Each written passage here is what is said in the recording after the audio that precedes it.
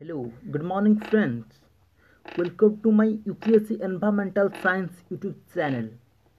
तो आज हम डिस्कस करने वाले हैं इकोसिस्टम एंड इट्स कंपोनेंट्स। तो इकोसिस्टम क्या है और इकोसिस्टम का कंपोनेंट क्या क्या हो सकता है, आज हम डिस्कस करने वाले हैं। तो हम पहले जानेंगे इकोसिस्टम क्या है। What is an ecosystem? An ecosystem include all the living things such as plant, animal, and different type of organisms in a given area, interacting with each other and also with their non-living environment such as weather, earth, sun, soil, climate and atmosphere। तो ecosystem क्या होता है कि ecosystem एक ऐसा system है जहाँ पर वेरियस लिविंग ऑर्गेनिज्म रहते हैं। तो वो लिविंग ऑर्गेनिजम्स एक दूसरे के साथ इंटरेक्ट भी करते हैं।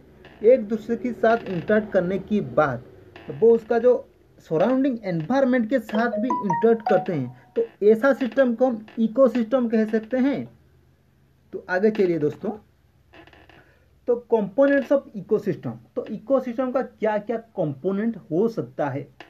मेनली एक इकोसिस्टम का दो कंपोनेंट होता है, biotic component and abiotic component. तो बायोटिक कंपोनेंट क्या है? तो जितने भी सारे लिविंग थिंग रहते हैं एक इकोसिस्टम में, जितने भी सारे लिविंग थिंग में जानदार चीज जितना भी रहते हैं ना, उसे हम बायोटिक कंपोनेंट कहते हैं। तो एबायोटिक कंपोनेंट क्या है? तो बायोटिक कंपोनेंट को छोड़ने के बाद जितना भी बचा है, बचा कुछ जो भी है, उसे हम कहते हैं एबायोटिक कंपोनेंट और नॉन लिविंग ऑर्गेनिजम्स और नॉन लिविंग कंपोनेंट्स। तो biotic components are the living thing that shape an ecosystem. तो बायोटिक कंपोनेंट क्या क्या हो सकता है, आइए देखिए। बायोटिक कंपोनेंट में आता है हमारा जो कंज्यूमर भी आता है, एक दूसरा है डिकम्पोजर आता है। तो और तीसरा प्रोड्यूसर आता है। जितने भी सारे प्लांट, फोटोसिंथेटिक प्लांट रहे हैं ना, वो सब प्रोड्यूसर की कैटेगरी में आते हैं।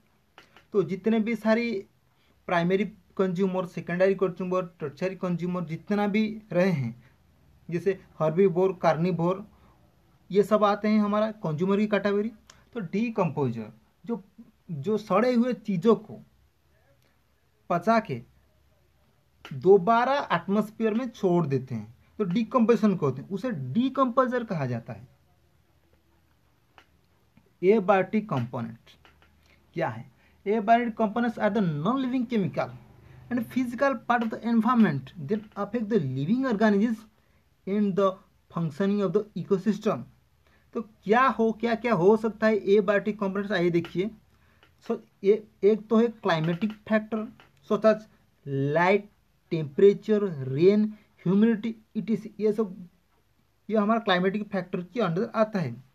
जैसे हमारा इनऑर्गेनिक सब्सटेंसेस जैसे carbon, nitrogen, oxygen, carbon dioxide, water, calcium और जितने भी सारे मेटल्स रहे हैं ना, वो सब हमारा इनऑर्गेनिक कंपोनेंट के अंदर आता है।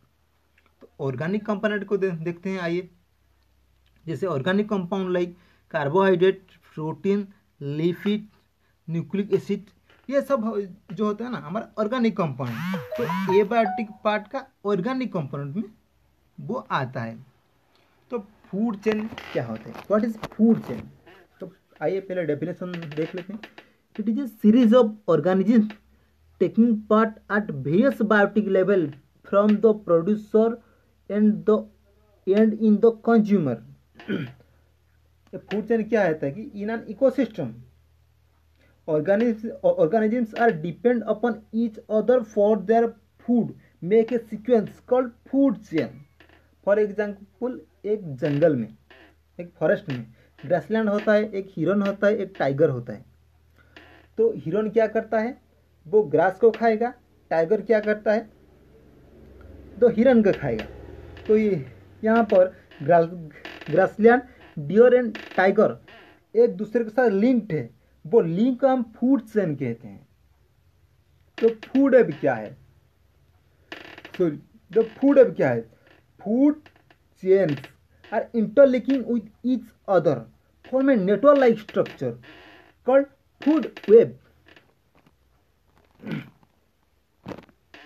तो ट्रॉफिक लेवल क्या है? तो हमारे एक फूड चेन में एक रहता है प्रोड्यूसर रहता है, प्राइमरी कंज्यूमर रहता है, सेकेंडरी कंज्यूमर रहता है, टर्सरी कंज्यूमर रहता है। ये जो 4 लेवल है ना फूड चेन का, एक एक लेवल को हम एक ट्रॉफिक लेवल बोल सकते हैं। जैसे प्राइमरी कंज्यूमर एक ट्रॉफिक लेवल बोल सकते हैं, सेकेंडरी कंज्यूमर ये जो फेज है इसे भी ट्रॉफिक लेवल बोल सकते हैं, टर्सरी कंज्यूमर जो लेवल है उसको भी एक ट्रॉफिक लेवल में। Each step of food chain, each level of food chain known as trophic level.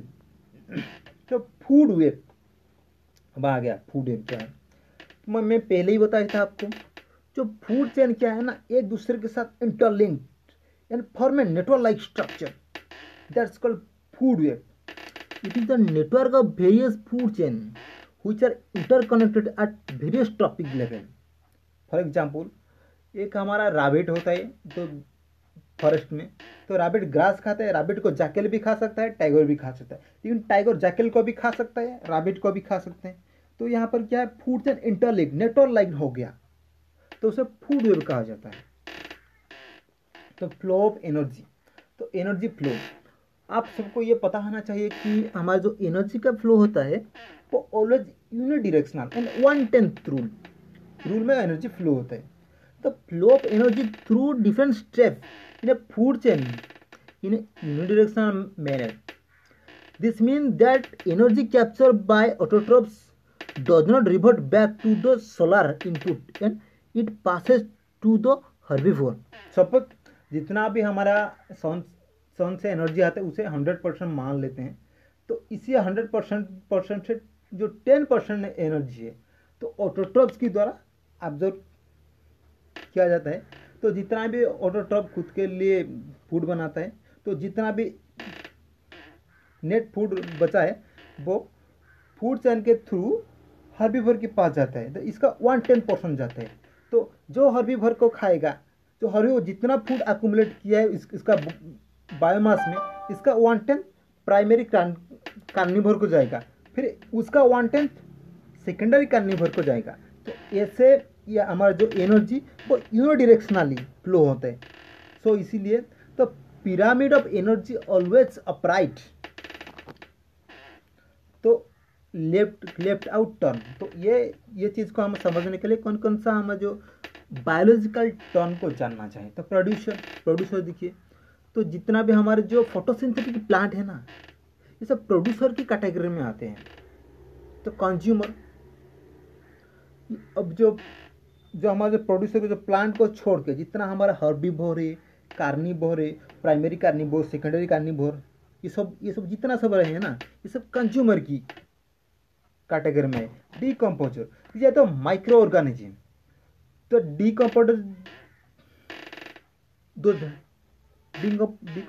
Dead and decay material, that's called decomposal. Thank you दोस्तों, आज मैं मेरा स्लाइड यहीं ख़त्म करता हूँ, तो थैंक यू।